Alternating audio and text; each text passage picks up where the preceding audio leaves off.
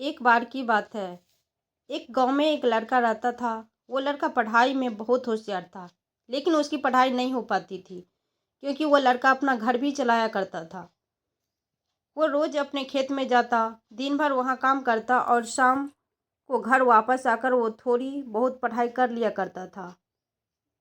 जब वो लड़का 12वीं क्लास में गया तो सभी गांव वालों को यही लग रहा था कि हमारे गांव में यही लड़का 12वीं में फर्स्ट आएगा, क्योंकि गांव वालों को भी पता था कि वो लड़का पढ़ाई में बहुत होशियार है।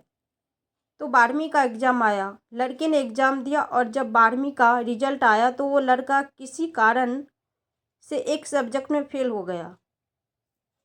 जब गांव वालों को ये बात पता चली तो सारे गांव वाले उस लड़के को ताने देने लगे और उसका मजाक उड़ाने लगे। वो जब भी अपने घर से खेत की तरफ जाता तो उस रास्ते पर उसे जितने भी लोग मिलते वो सब उसे ताने देते रहते थे। अब वो लड़का लोगों के ताने सुनकर बहुत परेशान हो जाता है और ये बात वो अपने उस्ताद को बताता है कि उस्ताद जी, मैं जब भी अब अपने घर से खेत की तरफ जाता हूँ तो उस रास्ते पर जितने लोग मुझे मिलते हैं सब मेरा मजाक उड़ाते हैं। तो उसके उस्ताद ने उससे कहा कि तूने एक काम कर, एक बड़ा सा लोटा ले और उस लोटे को पूरा ऊपर से दूध से भर दे और जब तू उस रास्ते से गुजरेगा तो उस लोटे से दूध का एक भी बूंद नीचे गिरने मत देना। एक लड़के ने एक दिन वैसे ही किया। वो जब दूध का लोटा लेकर निकला तो उसका फोकस उस लोटे पर था। लोगों की आवाज़ सुनाई ही नहीं दी।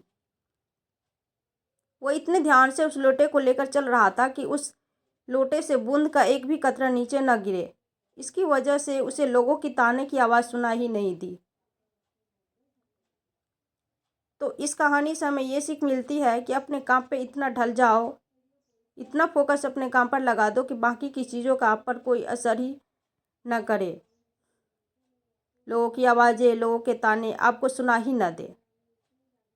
जैसे कैमरा होता है जो सिर्फ अपने सब्जेक्ट पर फोकस करता है, बाकी सारी चीज़ों को ब्लर कर देता है।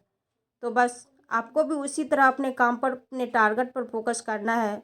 बाकी चीज़ों अपने आप ब्लर हो जाएगी।